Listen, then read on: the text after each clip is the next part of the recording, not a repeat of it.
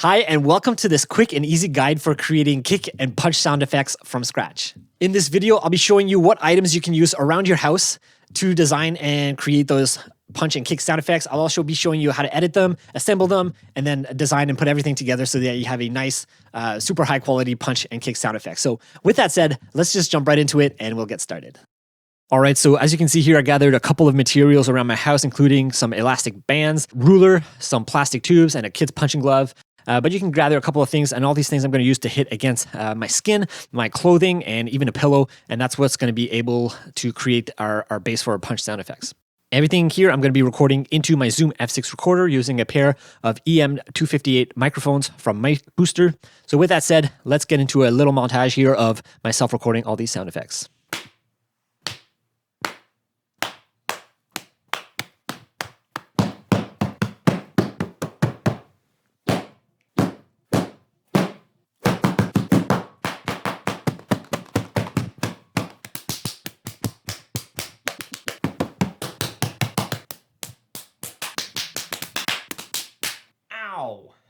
Hey, I just want to remind you, if you haven't checked it out yet, I have a gift for you. It's my Sound Designer Starter Pack with over 900 sound effects in there. You can use them in your personal or commercial projects.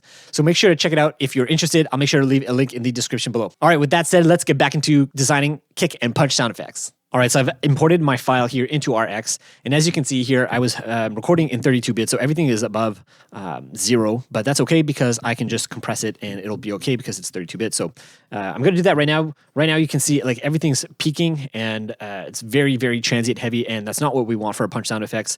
You really want to have the body of the sound. And to do that, you're going to have to compress a lot of the transients here because if not, it's just going to sound like clicks and pops. So the body's going to be a lot lower. Like if you look here, that's going to be our body of the sound. So right now, I'm just going to clean it up, do some noise removal, compress it a lot, and then we'll export those and then start chopping them up. All right, so inside of Reaper, what I like to do is just import my file in here. Then I can just click Dynamic Split, and then I already have my settings set up here.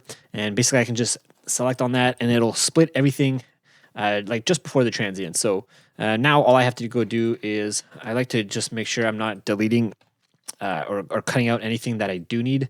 So stuff like this, like I'll usually double check. So right now I'm just going to go through and make sure I'm not losing any kind of any information or any recordings here that I'll need for our stuff. So I'll do that right now, and then we'll come back and export them. All right, so I've already double checked all the files. Now what I can do is I can just run my script here to select all of my files. Now I can just go export, and then I'll do my preset, and then I'll export them all out into a folder. All right, once I have all my sound effects exported into individual files like this, I like to import them back into RX and double check everything because sometimes there'll be some sounds like this one, for example, that has nothing in there that I missed. And then some of them are just like way too large, like there's nothing happening over here, so I just don't need all that. So I can just like kind of keep these selections here and then like edit that out and then export those out so that they're all really clean files that I can then use in my sound design. So I'm going to do that. It's going to be quite a long process just because there's so many files. But once that's done, we'll get back into actually starting to design our sound effects. All right, once we've had our files chopped up into individual files and then edited down, now what I'm going to do is, since they're all in a folder, I'm going to pull them all up here. I have them saved in a folder, and I can look it up through NVK Create. So here I'm going to search for Kick and Punch because that's what the folder I had it saved under. That's the file names as well. So here they are. Here's all the files I had. So what I'm going to do now with NVK Create is, let's say I'm going to create 50 different variations. I'll do 4 items, 1.5 length, it's fine, pitch, good. I just want to make sure I have the trim button on this just to make sure everything lines up. I can do the offset by a little bit, let's say like 0.5, so it's not too much, and let's see what we can create here. All right, so all the sounds have been rendered and layered. There's a few things you might want to add. Things I like to add sometimes is, one is I might add something like recenter just to make sure everything is centered here in front of you. Other things you can do is add like pitch shifters, distortion. Anyways, we're going to start just by listening to the raw files because we might actually have some good sounds in here. And then we can always come back and do another round where we do actually put in some plugins. So let's have a listen to what we have right now. So this one's nice. This one I could maybe use, so I'll do it because you never know. I could always discard it later. So this one's okay. The tail of this is a little bit too long, I think. I think it's this one.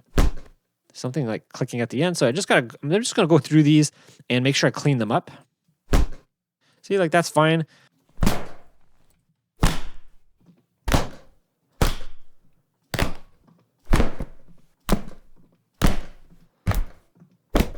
All right, as you can see, a lot of these are hit and miss. So basically you want to go through these, keep the ones that you think are good or have potential, and then just discard the rest. And then what I'm going to do now is put all of these sounds that I like. I'm going to put them all into a design folder. All right, let's do another set of sounds here. So for this one, I added a few effects. So the first one that I added up here was recenter. I just brought in the width a little bit, make sure everything was centered together, and mono filter. Second thing I added is enforcer, and this is just nice to add some like a bass kind of transient. So if I play this at 100% just so you hear what it sounds like this. Right, so it's just going to add a bit of punch to our kick and punch sounds. And then the last thing I added here was a bit of uber loud, just pushing up with one band here, just pushing up the sound a little bit. So let's go through these and let's see what we got.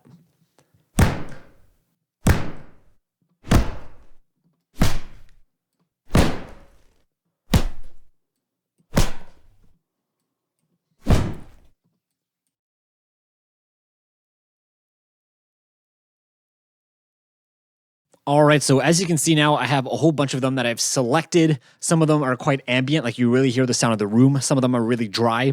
So I'm trying to get a couple of different ones, and I'm not being too strict about like if it sounds exactly right, exactly how I want it, because I can always shape it later. And this is just to get a whole bunch of sounds in a folder that we can then use to layer and put together for our final design later. So with that said, I'm going to keep going with this, get a few more, and then we'll come back for the next part of the video. All right, so I've designed a lot of sound files. There's over 100 of them that I've designed that put into a separate folder, and we're going to use that for our when we're assembling our sounds together. But for now, we're going to want to move on to our next layer, which is going to be our crunch layers, our impact layers, and our like bass punch layers. So with that, let's just jump into how we are going to create those. All right, so what I like to do to create my punch and impact sound layers is to use Ultra Loop by Twisted Tools. This is just a sequencer software tool that you can use to create like beats or whatever, but I also like to use it in a kind of a creative way to create some impact sound. So what I'm going to do with this tool is I'm going to load a whole bunch of sound effects that I have recorded around my house. These are just things I've recorded, like toys or just hitting things or mechanical sounds or whatever. There's no like rhyme or reason to what I was recording. I kind of just went around my house, recorded a bunch of stuff. So I'm dropping those in here. There's 132 of them. I think it can hold up to 127. So here I'm just going for the sampler. I'm going to make sure I'm using all the samples. So from 0 to 127. A few other things we're going to look at here is the attack. I like to have my attack all the way down because I want it to punch hard, because it's going to be a crunchy or punch sound effect. So I want the attack to be all the way up. Release can be around 50. Decay, same thing, around 50 is usually good. I mean, we might change that a little bit later once we start hearing the sounds. Start time can be, I like to normally keep it around the beginning because that's where like the transients are. Right? When I'm hitting things, it's right at the beginning. So I keep it there. Pan, we can leave. That's fine. A filter will leave like that. So with that, let's have a listen to what we have here.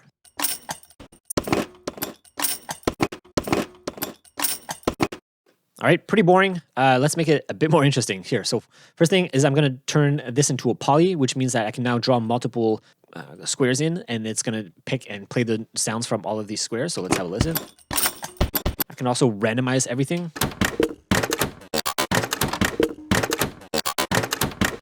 Very cool. I'm going to add the punch here all the way up to 100. This is going to make sure it's just punching a bit more. And then let's add some sound effects on here. Let's add some effects. So first thing I'm going to do is I'm going to add a transient shaper. This is just to add some punch to the sound. So I do want it to be quite punchy. I'm also going to add a few other things such as subsynth, and this is going to add a lot of weight to the sound. So it's going to make it a lot beefier. So let's have a listen with this now. Right, suddenly it sounds huge, which is great. All right, next thing I'm going to add is OTT. And with this, what I like to do is I like to bring the upward and downward compression down and just have the depth about here. So it's getting a little loud, so let's have a listen to this now.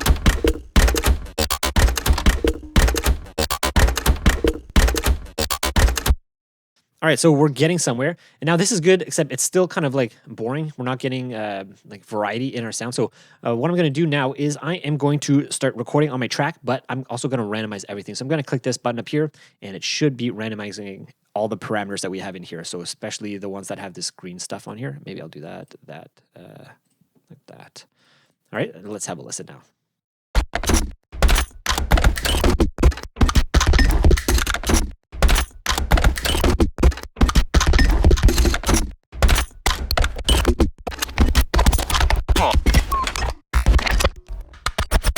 All right, so with that, I've kind of printed out this huge long file. So what I like to do here is just chop it up, because when it's super long, it's not very usable. Yeah, I mean, you don't have to do this part, but I like to do it just for practicality.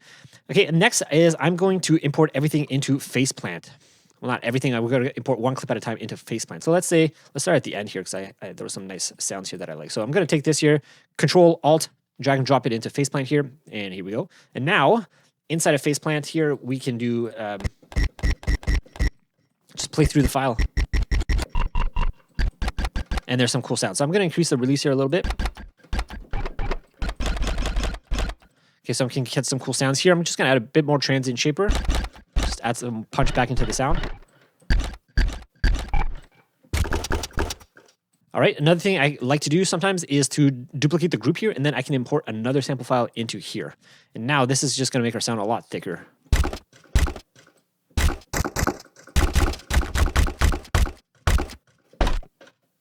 Right, so I like these kinds of sounds. So what I'm going to do now is I'm just going to print some of these out. We'll then be able to use those as a layer in our final assembly, final sound design. All right, but the idea is to keep doing this, and again, go through the same process. Create at least 100 of these kinds of impact and crunch sound effects that you could layer with the initial like skin and punch sound effects, and then we're going to come back and then we'll assemble everything together. All right, now that all of our impact, crunch, sweetener sounds have been created. Now what we're going to do is similar to what we've done before. I'm going to open up NVK Create here, and I already know this is the search that I want to perform. This is for all of my design files as well as all my crunch and impact sounds. And we're going to go through the same process as I did before. Here, maybe I'll start with just 3 layers, pitch at 12, 50 variations, and make sure trim is on. And here we go. So we're just going to create a whole bunch of these sounds again, and we're going to go through the same process, like I said. So we're going to go through, listen to them, pick the ones that are best, put them all into a folder again, and then we should be getting close to sounds that we'll be able to use in our final design. So let's just have a listen to what we've got here.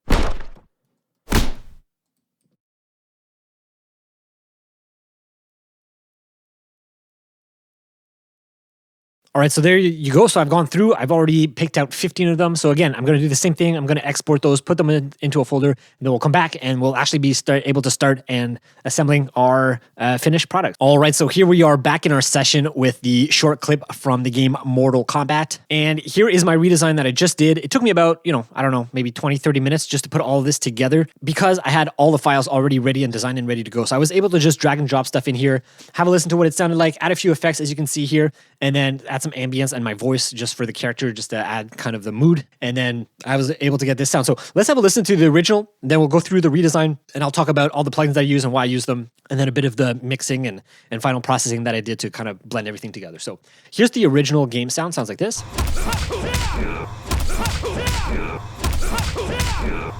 All right, and now here's my redesign here. Right, so keep in mind, obviously, there's no music, but I did try to add a few extra sound effects to make it feel like it could have been part of the game here. So let's talk about it. So here we go. So here's the first punch sound effect right here. It's actually a kick. All right, so let's turn off the effects that we have here, and let's have a listen. I'm also going to turn off the mastering because this is actually adding a lot to our sound. So here we go. Right, and that's our sound. So here's our first one. And then second one, together, right? And all I'm doing here is a little bit of processing. Like here, I'm cutting off this peak at 100 because it was quite prevalent. Like there's a lot of like sub right there, so it's quite tonal. So I took that down quite a bit. And then here for this one, I think I did something similar. I just taken down the peaks that I thought were too present in the sound, and then just cutting off the highs because I just didn't need it for this layer. This layer was more the punch layer. And then adding some sub here to fill out the body, make the kick feel like it's huge and powerful, right? So together now we have this. Right, that's it. So that was my first like go at it. I just put that in there. Sounds good. I know I can do a bit more processing and adding other layers later, so I kept that in there as is. After that, I went to my next one here. I'm just going to turn off the effects here, and let's have a listen to this one here. Okay, again here, let's go one by one. Here's the first layer. No processing, nothing. That's just how it was in my folder. Next one here. Same thing. And this one. Right, all of these, no processing on them. The only processing I did here is on the master bus, which I'll go through a little bit later. So once I had these two in place here, it sounded like this. All right, so that was a good start. Next, I had this over here. So let's, again, take off the effects here, and let's listen to this together. Right, so this one I went for something a bit different. I went for more of a like a whipping like whoosh sound, especially for the kick because he's like doing this like spin kick. Right, so I really wanted to have that whip sound in there. Don't need to have it in there. In the original, it's actually not in there. And I also even made a separate version where I didn't do that, but I wanted to try it in here. So that's what it sounded like. So let's go by layer here, this one. So that's that one. Next one I have here. And this one here. Right, and all I'm doing in terms of processing here is on here for this layer here, I put on track spacer so that what is happening here is as soon as this layer hits and plays, it's going to duck this layer here. So you get the whoosh of this sound and then the impact and tail from this sound. That's all I was doing with this. And then here I added a bit of presence because this is like the slap. So I really want that to be present. So I brought those up and then I cut out all the lows because I just didn't need it. All the lows are carried in this file here. So all together now we have this.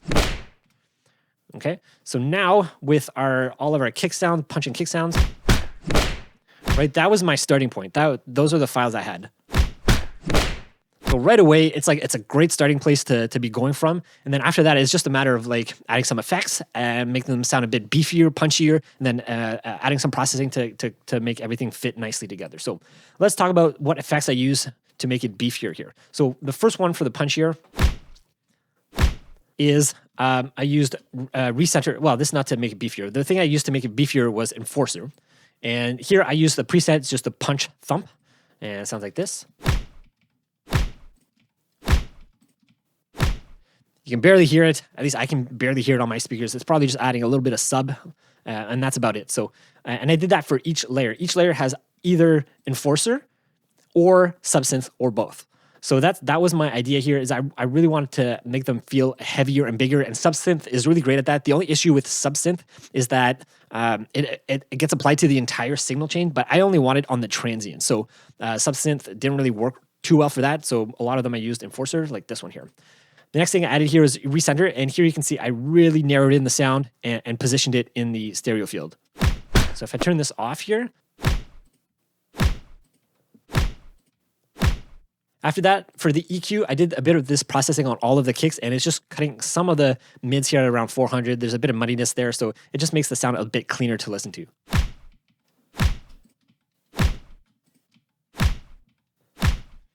Right, and that's it. That's all I did for processing for punch 1. For punch 2, I did again something very similar here. And this one I didn't add enforcer. Instead, I added subsynth because this sound was a bit shorter and clickier, so it worked better with subsynth. Right, so if I take it off here, put recenter again, keeping it centered, subsynth, adding some sub, and then gain just to balance out the sounds. And that's it. That's all the processing for this one. So now with these two, we got this so far. Finally, we have the kick here, and let's have a listen to this. So for this one, I use enforcer again instead of subsynth. So here, again, same preset, punch thump. And then the EQ here is just to cut out the 400s. So together it sounds like this.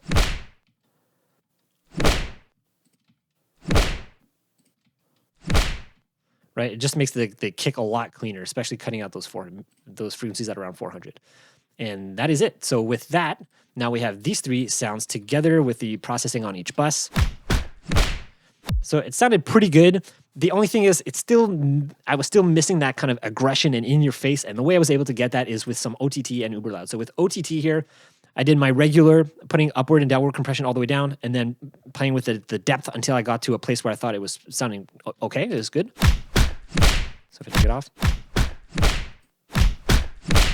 right, it's just a lot more aggressive and in your face. So that's exactly what I wanted. The last thing was uber loud here, just to make the sounds, again, a little bit crunchier. Right, and with that, they just feel like you're getting hit in the face with each of those punches, right? So, and that's it. That's all the processing and everything I did for these kicks and punch sounds, and it was pretty quick, like I said, because I was able to just drag and drop stuff in here and then do some processing and compare it with the original to hear and feel what the original sounded like, and then try to compare and do the same thing with mine. Apart from that, the ambience here, this was just like a battle sound that I picked from a library I had. right? This is just to add the background ambiances of like voices and people in the background. And then here the voices, this is just the characters. No voice actors, so but again, it's just to give it that feel that the characters are in there and it's not just sound effects, right? So now altogether sounds like this.